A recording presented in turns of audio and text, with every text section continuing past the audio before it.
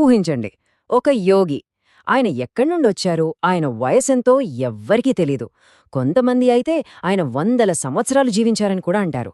ఆయన కథ మొత్తం అద్భుతాలు, వింత వింత బోధనలు, ఇంకా ఇప్పటికీ సమాధానం దొరకని ప్రశ్నలతో నిండి ఉంటుంది. సరే, ఈరోజు మనం ఆ 19వ శతాబ్దపు రహస్యమయ గురువు అక్కలకోట స్వామి సమర్థుల వారి జీవితంలోకి ఓ లుక్కేద్దాం. అందర్నీ వేధించిన ప్రశ్న ఒక్కటే, అసలు స్వామి సమర్థులు ఎవరు? ఈ ప్రశ్న అప్పట్లో ఆయన భక్తులనే కాదు, ఇప్పటి చరిత్రకారులను కూడా తెగ ఆలోచనలో పడేసింది. ఎందుకంటే ఈ ప్రశ్నకు సమాధానం వెతికే కొద్దీ ఆయన చుట్టూ ఉన్న మిస్టరీ ఇంకా పెరిగిందే తప్ప తగ్గలేదు. ఆయన అసలు గుర్తింపు ఏంటి అనేది ఇప్పటికీ ఒక పెద్ద చిక్కుముడే. ఆ మిస్టరీ పెరగడానికి కారణమేంటో తెలుసా? ఆయనే స్వయంగా తన గురించి చెప్పుకున్న మాటలు. ఒకసారేమో నా తల్లిదండ్రులు మాదిగవారు అనేవారు, ఇంకోసారేమో నేను యజుర్వేద బ్రాహ్మణుణ్ణి అనేవారు. చూసారా ఎంత తేడానో? ఇలా ఒకదానికొకటి సంబంధం లేకుండా ఎందుకు చెప్పేవారు? కావాలనే అలా చెప్పారా, లేకపోతే దాని వెనుక ఏదైనా లోతైన అర్థముందా? సో ఆయన కథలో అసలు ఘట్టం మొదలయ్యేది అక్కలకోటలో అన్నమాట. అసలాయన హఠాత్తుగా ఊరికి రావడం ఆ చిన్న గ్రామంలో ఎలాంటి సంచలనం సృష్టించిందో ఇప్పుడు చూద్దాం. 1856 సంవత్సరం మహారాష్ట్రలో ఓ చిన్న ఊరు అక్కలకోట. అంతా ప్రశాంతంగా ఉంది. అలాంటి టైంలో ఓ రోజు అకస్మాత్తుగా ఓ యోగి ప్రత్యక్షమయ్యారు. పాయింట్ ఏంటంటే ఆయనెవరో, ఏ ఊరో, వయసెంతో అస్సలు ఎవ్వరికీ తెలీదు. ఈ ప్రశ్నలకి సమాధానం ఎవరి దగ్గర లేదు. సరే, అక్కలకోటలో ప్రత్యక్షమయ్యారు అంటున్నాం, మరి అంతకు ముందు ఎక్కడున్నారు? ఈ ప్రశ్నకు దొరికిన జవాబు మామూలు కథ కాదు. అది వింటేనే ఆశ్చర్యపోతారు. వందల సంవత్సరాల పాటు సాగిన ఓ అద్భుతమైన ప్రయాణం. ఇది వింటే బహుశా నమ్మలేకపోవచ్చు, కాని సాంప్రదాయం ప్రకారం చెప్పే కథ ఏంటంటే ఆయన దాదాపు 300 ఏళ్లపాటు గాఢ సమాధి స్థితిలో ఉన్నారట. అంటే ఒక రకమైన డీప్ మెడిటేషన్ అన్నమాట. ఆయన శరీరం మీద ఏకంగా పుట్టలే పెరిగిపోయాయట. కొన్ని శతాబ్దాల తర్వాత ఎవరో కట్టెలు కొట్టేవాడు పొరపాటున గొడ్డలితో ఆ పుట్టను కొట్టగా అది ఆయనకు తగిలి మెలకువ వచ్చిందట. అక్కడ్నుండి మొత్తం భారతదేశమంతా తిరిగి ఫైనల్గా అక్కలకోటకి చేరుకున్నారు. ఆయన ప్రయాణం గురించి చెప్పాలంటే అబ్బో, అది మామూలు ప్రయాణం కాదు. ఉత్తరాన హిమాలయాల నుంచి కింద రామేశ్వరం దాకా, ఇటు గిర్నార్ నుంచి అటు పూరి జగన్నాథ వరకు ఆయన తిరగని చోటులేదు. దీన్ని బట్టి మనకేమర్థమవుతుంది?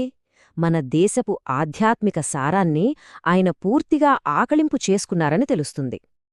ఓకే, ఆయన గతమంతా మిస్టరీ అనుకున్నాం కదా, కానీ ఆయన వ్యక్తిత్వం అంతకంటే విచిత్రం. ఆయన చెప్పే పాఠాలు, ఆయన ప్రవర్తించే తీరు చాలామందికి అస్సలర్థమయ్యేది కాదు. ఇంతకీ ఆయన ఎలాంటి గురువు? ఆయన్ని దగ్గర్నుంచి చూసినవాళ్లు ఎలా వర్ణించేవారో తెలుసా? ఆయన అచ్చం ఓ చిన్నపిల్లాడిలా, కొన్నిసార్లు పిచ్చివాడిలా, మరికొన్నిసార్లు ఓ దయ్యంలా ప్రవర్తించేవారు అని చెప్పేవాళ్లు. అంటే చూడండి, ఒకే మనిషిలో ఇన్ని రకాల లక్షణాలు. అందుకే ఆయన్ని అర్థం చేసుకోవడం ఎవ్వరికైనా చాలా కష్టంగా ఉండేది. ఆయనలోని ఈ వైరుధ్యాలు నిజంగా ఆశ్చర్యపరుస్తాయి. ఒక నిమిషం చిన్నపిల్లలతో కలిసి రాళ్లతో, బొమ్మలతో ఆడుకునేవారు. మరుక్షణమే ముళ్ల కంపల్లో, మట్టిలో పడుకుని నోటుకొచ్చినట్టు తిడుతూ కనిపించేవారు. కాని ఈ విచిత్రమైన ప్రవర్తన వెనుక ఖచ్చితంగా ఏదో ఒక లోతైన పాఠముండేది. అదీకాక ఆయనకు ఎదుటివాళ్ల మనసులో ఏముందో ఇట్టే తెలిసిపోయేది. ఈ అహంకారం గురించి ఆయన చెప్పిన ఓ పాఠం గురించి ఇప్పుడు చూద్దాం. ఇది చాలా ఫేమస్ స్టోరీ. ఒకసారి అక్కలకోట రాజుగారు తన హోదా, దర్పం అంతా స్వామికి చూపించాలని అనుకున్నాడు. ఇంకేముంది, తన పరివారంతో, ఏనుగులతో, సైన్యంతో సహా గొప్పగా స్వామి దగ్గరికి వచ్చాడు. అయితే స్వామి ఏం చేశారో తెలుసా? ఆయన రియాక్షన్ ఒకే ఒక్కటి, గట్టిగా ఒక్క చెంపదెబ్బ కొట్టారు. ఆ ఒక్క దెబ్బకి రాజుగారి కిరీటం ఎగిరి ఏకంగా 20 అడుగుల దూరంలో పడిందట. దీంతో స్వామి చెప్పాలనుకున్న పాఠం చాలా క్లియర్. ఇక్కడ ఈ ఆధ్యాత్మిక మార్గంలో నీ హోదాకి, దర్పానికి ఏ విలువ లేదు, అంతా సమానమే. ఇలాంటివే కాదు, స్వామి సమర్థుల చుట్టూ ఎన్నో అద్భుతాలు జరిగాయని చెప్తారు. అయితే ఇవన్నీ కేవలం మ్యాజిక్ ట్రిక్కులు కాదండోయ్. ప్రతి అద్భుతం వెనుక ఆయన నేర్పాలనుకున్న ఓ గొప్ప పాఠం దాగి ఉంది. ఈ కథ కొంచెం సంక్లిష్టంగా ఉంటుంది, జాగ్రత్తగా వినండి. జాధవ్ అని ఒక భక్తుడు ఉండేవాడు. స్వామి ఒకరోజు అతనికి, నీకు చావు దగ్గరపడింది అని చెప్పారు. అప్పుడు జాధవ్, అయ్యో స్వామి, నా సేవింక పూర్తి కాలేదే, నన్ను కాపాడండి అని వేడుకున్నాడు. అప్పుడు స్వామి ఏం చేశారంటే, పక్కనే ఉన్న ఒక ఎద్దును చూపిస్తూ వెళ్ళు అని గట్టిగా అరిచారు. అంతే, ఆ క్షణంలోనే ఆ ఎద్దు చనిపోయి కింద పడిపోయింది. అంటే దాని ప్రాణాన్ని జాధవ్కు బదులుగా ఇచ్చారన్నమాట. ఇది కర్మ, దైవకృప, సేవ యొక్క ప్రాముఖ్యతను తెలియజేస్తుంది. ఇక మరో అద్భుతం చూద్దాం. ఇది దైవ కరుణకు, ఉదారతకు ఒక ఉదాహరణ. ఓసారి కేవలం 40 మందికి మాత్రమే భోజనం వండారు, కాని అక్కడికి వేల మంది ఆకలితో వచ్చారు. అప్పుడు స్వామి చాలా సింపుల్గా ఒక్కటే చెప్పారు, అందర్నీ తిననివ్వండి, నేను ఆఖరిలో తింటాను అన్నారు. అంతే, ఆయనకు తన మీద, దైవం మీద ఉన్న నమ్మకం అది. ఇంకేముంది, అద్భుతం జరిగింది. ఆ ఒక్క చిన్న బుట్ట నుంచే రోజంతా వేల మందికి భోజనం వడ్డించారు. అయినా సరే ఆ బుట్టలో ఆహారం అయిపోలేదు. ఇది దేనికి నిదర్శనం? నమ్మకం, నిస్వార్థ సేవలో ఎంత శక్తుందో చెప్పడానికి. సో ఇంత శక్తి, ఇన్ని అద్భుతాలు చూపించిన స్వామి అసలు మనకు ఎలాంటి వారసత్వాన్ని ఇచ్చి వెళ్లారు?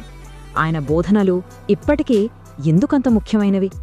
ఆయన జీవితం మొత్తం ఒక పాఠం లాంటిది. కొన్ని ముఖ్యమైన విషయాలు చూద్దాం. మొదటిది, మతాలు, కులాలు అన్నీ ఒక్కటే అని ఆయన గట్టిగా చెప్పారు. అహంకారమే మన ఆధ్యాత్మిక ఎదుగుదలకు పెద్ద శత్రువని పదే పదే హెచ్చరించారు. అంతేకాదు, ఈ విశ్వమంతా నేనే అంటూ ప్రతి జీవిలోనూ ఆ దైవాన్ని చూడమన్నారు. ఆలోచించండి, ఈ మాటలు ఎప్పటికైనా పాతబడతాయా? ఆయన చెప్పి వదిలేయలేదు, చేసి చూపించారు. ఉదాహరణకి, ఒకసారి భోజనం చేస్తుంటే ఒక ముస్లిం భక్తుడిని పిలిపించి, అతను వచ్చి తన పళ్ళెన్ని ముట్టేంతవరకు నేను తినను అని భీష్మించుకు కూర్చున్నారు. చూడండి, ఆ రోజుల్లోనే అలాంటి సామాజిక కట్టుబాట్లని బద్దలు కొట్టి మనుషులంతా ఒక్కటే అని ఎంత బలంగా చెప్పారో. చివరిగా మనమందరం ఆలోచించుకోవాల్సిన ఒక ప్రశ్న, 19వ శతాబ్దానికి చెందిన ఒక సాధువు కథ ఈ రోజు మనకు ఏం నేర్పుతుంది? ఆయన జీవితం కేవలం ఒక పాతకథ కాదు. అది మన విశ్వాసాల గురించి, అసలు మానవత్వం అంటే ఏంటి అనే దాని గురించి, ఇంకా మన కళ్లకు కనిపించే దాని వెనక ఉన్న అసలు నిజాన్ని ఎలా చూడాలి అనే దాని గురించి మనల్ని మనమే ప్రశ్నించుకునేలా చేసే ఒక అద్దం లాంటిది.